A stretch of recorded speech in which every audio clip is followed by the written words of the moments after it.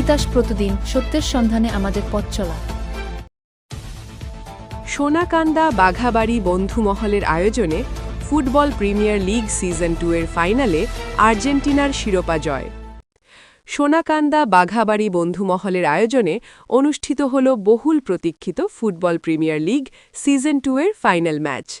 জমজমাট এই ফাইনালে মুখোমুখি হয় বিশ্ব ফুটবলের জনপ্রিয় দুই দল আর্জেন্টিনা ও পর্তুগাল। ফাইনাল খেলায় প্রধান অতিথি হিসেবে উপস্থিত ছিলেন তুলাকান্দি গ্রামের কৃতি সন্তান ও চকবাজারের বিশিষ্ট ব্যবসায়ী মোহাম্মদ হাবিবুর রহমান হাবিব। বিশেষ অতিথি হিসেবে উপস্থিত ছিলেন নূরনবী সরকার ও মোশাররফ হোসেন মিয়া।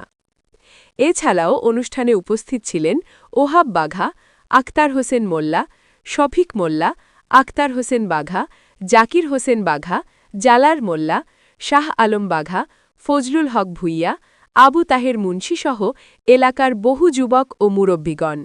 খেলার ধারাভাষ্যে ছিলেন হেলাল ও সায়েম, আর খেলা পরিচালনায় দায়িত্ব পালন করেন সুমন।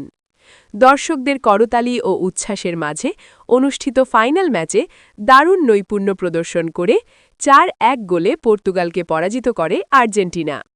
জয়ের সঙ্গে সঙ্গে আর্জেন্টিনা দল চ্যাম্পিয়ন হওয়ার গৌরব অর্জন করে।